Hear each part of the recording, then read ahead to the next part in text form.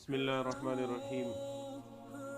موت ایک ایسی حقیقت ہے کہ ہر ایک بندہ اس کا قائل ہے کہ موت آنی ہے اور پھر اس دنیا سے چل کر جائیں گے۔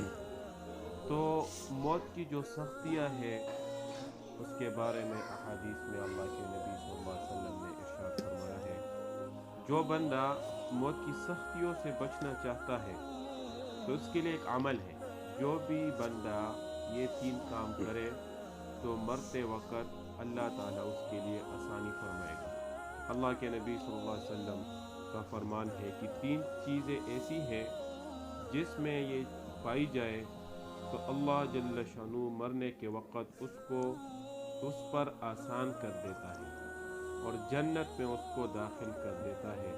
اس میں سب سے جو پہلی چیز ہے، نمبر 1 ضعیف پر یعنی کمزور لوگوں پر مہربانی کرنا، نمبر 2 والدین پر شفقت، اور نمبر 3 ماتحتوں پر یعنی جو ماتحت ہے ان لوگوں پر احسان کرے۔